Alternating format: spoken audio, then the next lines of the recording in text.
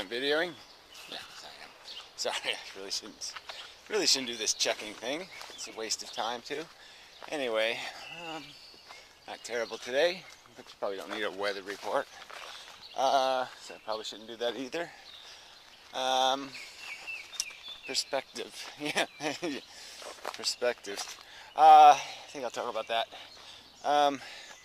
Just how your brain migrates through different obsessions and narratives, stories that you live by. The movie that you're in. You change the movie every now and then, through your life in terms of what you're interested in. It's compelling, intriguing, fascinating, all of that kind of stuff. I mean, some of them are just, the standard, some of them.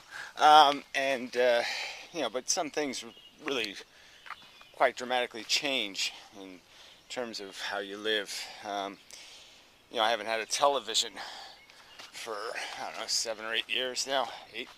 8 years.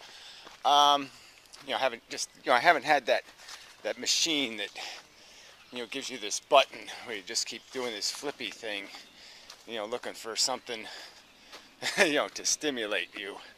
And, that was sort of an intoxicant of a kind. I can see in hindsight how, it was a way of getting yourself addicted to things.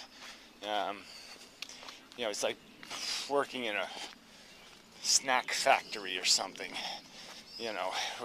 that made different kinds of snacks.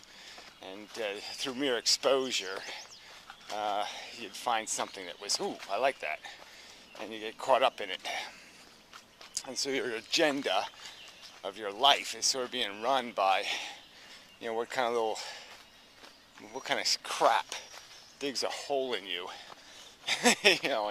and starts eating your brain.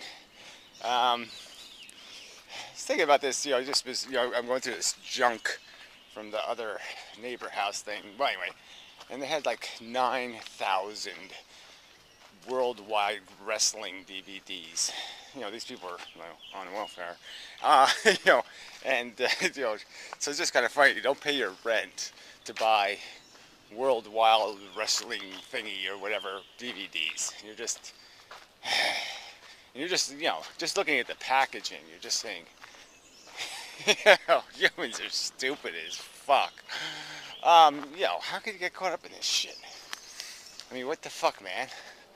And, but that's the thing. It's like everybody has everybody gets caught up in things. Classical music does it to me every now and then, every, 7.3 months, I have to listen to classical music for a while.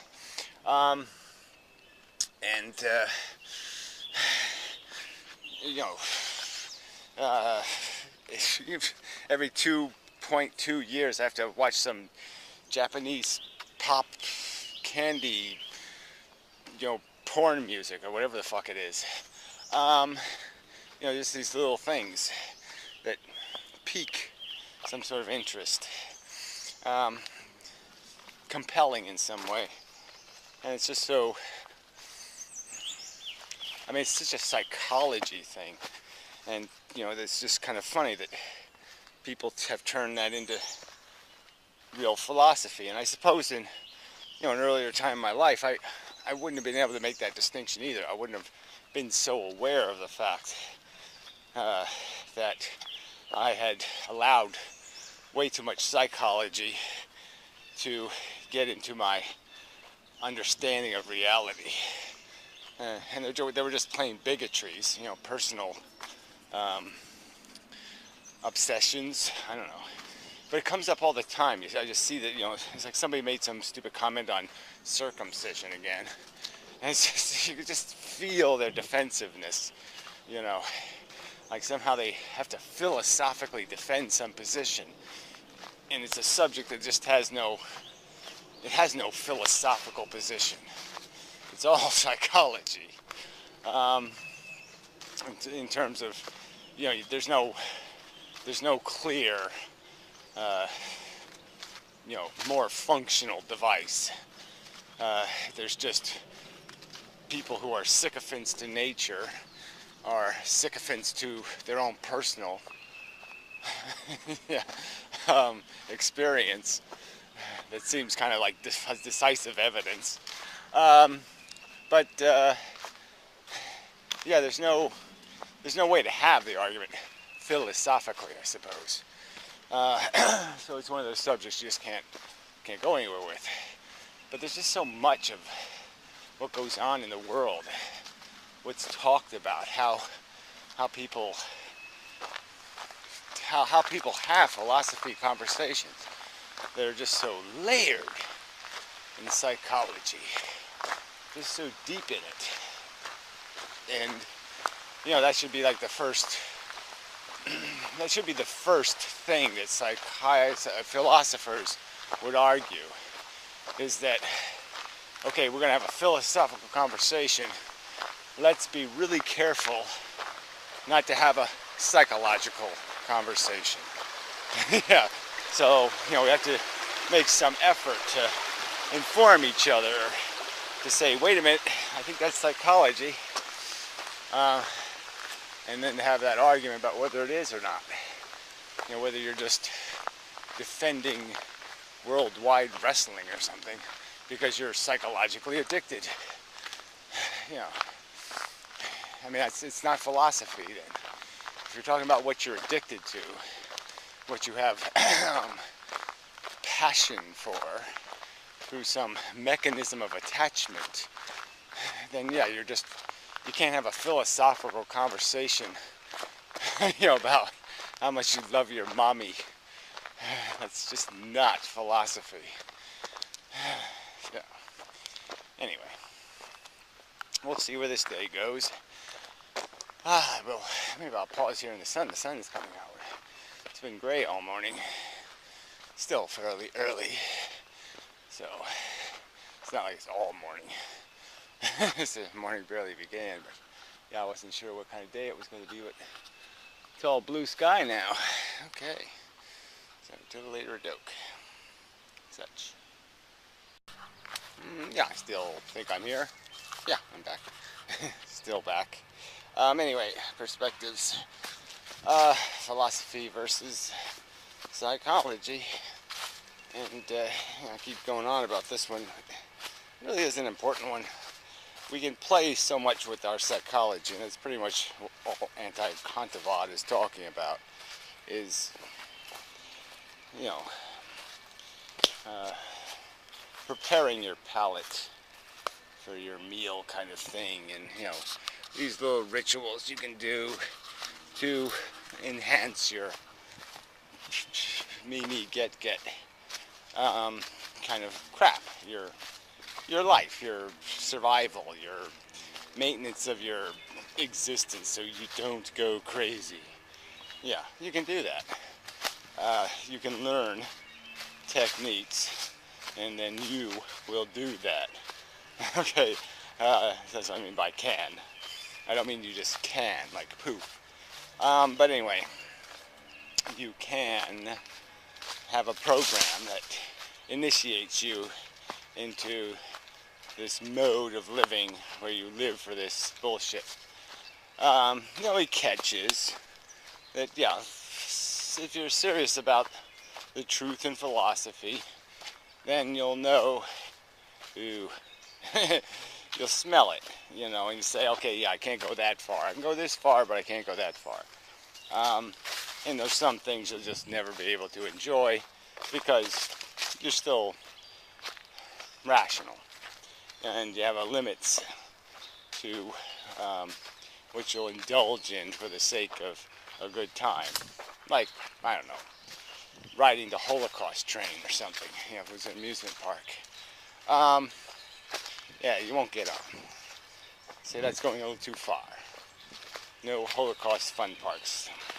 Yeah. So, I'm almost there already. Anyway, so yeah, it's just kind of back to this idea that this psychology has a lot of space to work with.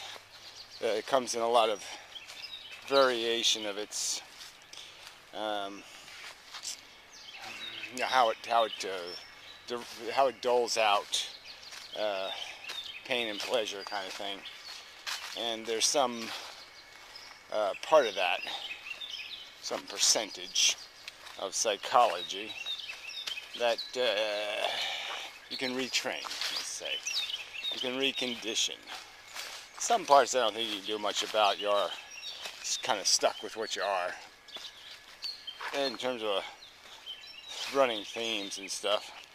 But anyway, it doesn't really matter whether you're stuck or not. The point is philosophically, you can know the difference between, conditioning yourself to enjoy the Holocaust ride, or conditioning yourself to apply, have more fun curing cancer.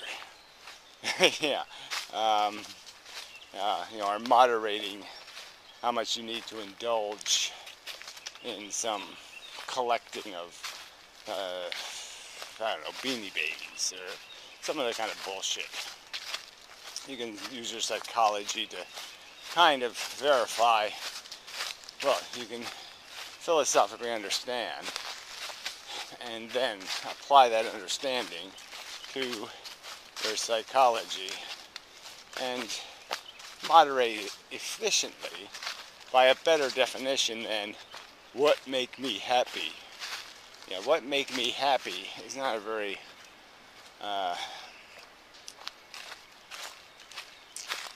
smart, intelligent, elevated, enhanced, good. It's not a very good mandate for construction. You wouldn't want to name the house that, or the dog. You want to have a better ambition defined by more rational perspective, where you've included global warming and all this other kind of crap in the perspective. The facts of cruddy life. Yeah, that's it. So really, I don't know, it just keeps going around in circles. So I have to find a ladder, chutes and ladders, or you can shoot to a better level of conversation. This level of conversation is just idiotic. You have to keep arguing, wait a minute, that's psychology, not philosophy. Really isn't conceptually a point in rambling about that crap. So anyway, yeah. So I have to work on that then. I have to maybe do some more writing. Just simplify it and localize the disputes to the place where they are. That's a good localization, to go where something is and not where something isn't. So anyway, alright, a little windy here. Breezy, let's say. So, I'm supposed to be running, but man, I'm tired. Always tired. So, yeah, it really is a nice breeze. Much breeze. Anyway, till next time.